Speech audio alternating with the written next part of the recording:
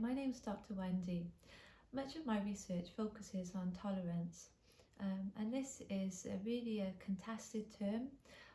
Lots of people think that we shouldn't use the word tolerance because it essentially means putting up with something that we dislike.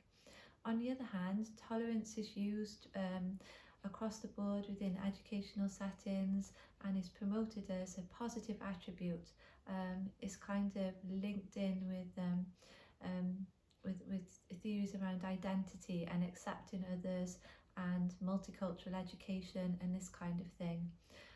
So in this video, what I wanted to discuss is that tolerance is not a specific term. It's quite far-reaching, which is why it's quite controversial.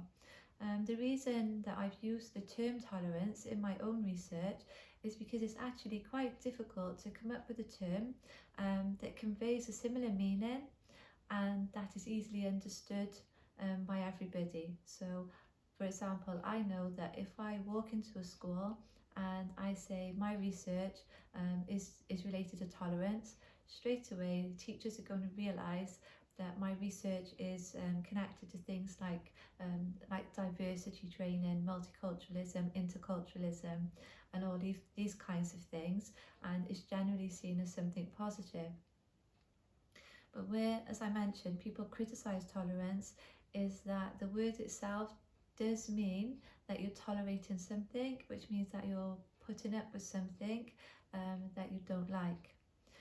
So as part of my research, I developed a framework for tolerance, which describes different types of tolerance, from thin versions of tolerance through to thick versions. So thin versions basically meaning where people do just put up with things. Perhaps they don't like things, perhaps they do a little bit of an eye roll, like, oh, okay. But essentially, people with that kind of tolerance say, at least they're not interfering with the rights of other people. Because if you think about it, if you don't have tolerance, what do you have? You have intolerance. And where you have intolerance, this is where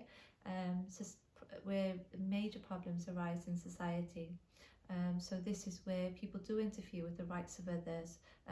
They do say that people don't have the right to live the lives that they want to lead.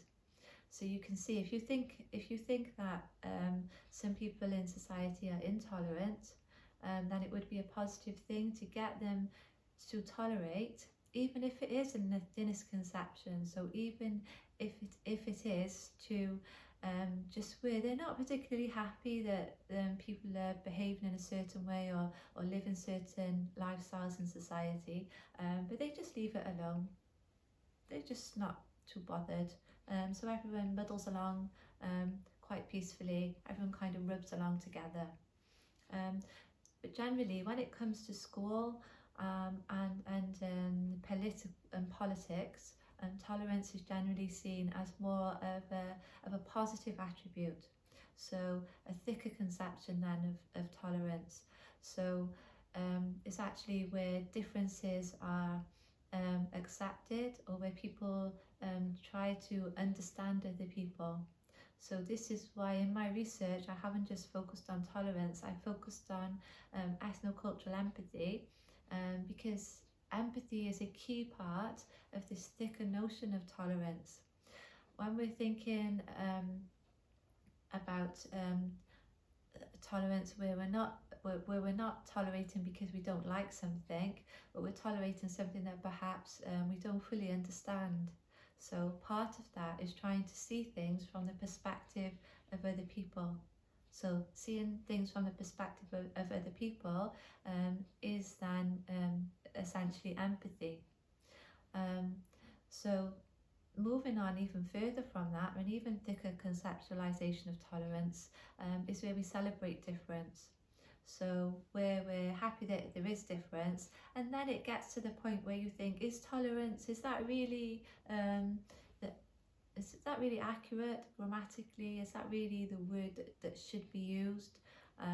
Because if you're celebrating difference, then you're not not really tolerating, because you're not really putting up with something that you don't like. You're actually enjoying the fact that there are different people out there, and perhaps enjoying different celebrations, different food, and all this kind of all these kinds of things.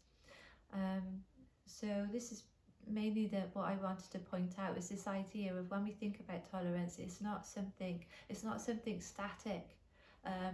We shouldn't think of the word tolerance as something, just a simple dictionary definition of something in black and white terms. It actually has a whole, there's an array kind of tolerance, or a spectrum of tolerance that's also affected by different things.